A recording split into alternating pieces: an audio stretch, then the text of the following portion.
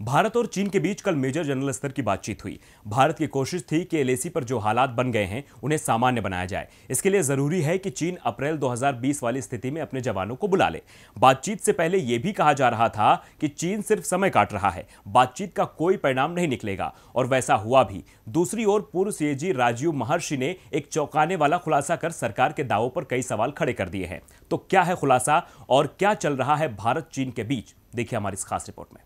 भारत और चीन के बीच मेजर जनरल स्तर की 6वें दौर की बातचीत फिर नाकाम हो गई। भारतीय पक्ष का नेतृत्व commanding major general Abhijit Bapat ने किया। बातचीत का मुख्य मुद्दा देपसांग में स्थिति को नियंत्रण में करना और चीनी जवानों को पीछे हटने के लिए तैयार कराना था। भारत ने चीन से कहा था कि वो अपने जवानों को देपसांग से वापस बुला ले। इसके साथ ये भी कहा कि चीन को अप्रैल 2020 की स्थिति स्वीकार करनी होगी, नहीं तो किसी भी घटना के लिए उसे तैयार रहना होगा। लेकिन चीन ने फिलहाल भारत की बातों को मानने से इनकार कर दिया है। देपसांग में तो चीन ने अतिक्रमण किया ही है, वो पेंगोंग लेक पे भी करीब 8 किलोमीटर अंदर तक आ गया है और अब तो वापस लौटने को तैयार नहीं है। चीन भारत पर दबाव बना रहा है कि भारत यथास्थिति को स्वीकार कर ले, लेकिन भारत चीन की बात मानने को तैयार नहीं है, जिस कारण एलएसी पर अभी हालात सुधरने के संकेत नहीं मिल रहे हैं। वार्ता का कोई परिणाम न निकलता देख भारत ने एलएसी पर तैनात अपने सभी कमांडरों को अलर्ट रहने का आदेश जारी कर दिया है। एलएसी पर स्थिति बेहद खराब होती जा रही है। चीन की तैयारियों के जवाब में भारत भी अब सतर्क हो चुका है और चीन के बराबर ही अपने जवानों को तैनात कर दिया है।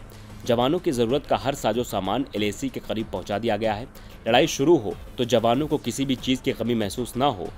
सरकार की ओर से तो कुछ इसी तरह के दावे किए जा रहे हैं, लेकिन इन सब के बीच कल गिरीश चंद्र मुर्मू ने नए सीएजी के रूप में शपथ ली और राजीव महर्षि सेवानिवृत्त हो गए।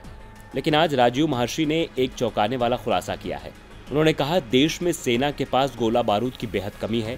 इसे लेकर कैग ने रिपोर्ट तैयार की थी, लेकिन इसे इसलिए अपलोड नहीं किया गया क्योंकि इसका फायदा चीन द्वारा उठाया जा सकता था।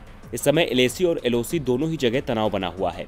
ऐसे में रिपोर्ट सार्वजनिक करना देश के लिए मुश्किलें पैदा कर सकता था। राजीव महर्षि ने यह भी बताया कि सेना के पास गोला बारूद की कितनी कमी है। वैसे मोदी सरकार में इससे पहले 2016 और 2017 में कैग की जो रिपोर्ट सार्वजनिक की गई थी, उसमें बताया गया था कि भारतीय सेना जरूरी गोला बारूद की बेहद कमी का सामना कर रही है। यदि कभी भारत को लड़ाई का सामना करना पड़े तो 10 दिन में ही हमारी सेना के पास जरूरी सामान समाप्त हो सकता है, जबकि आदर्श स्थिति में ये 20 दिन के लिए होना चाहिए। ऐसे में सवाल मोदी सरकार से भी है, जो दावा तो करती है कि उसने देश की सेना को मजबूत बनाया है, लेकिन राजीव महर्षि का बयान तो कुछ और ही बयां कर रहा है। लाइव की रिपोर्ट।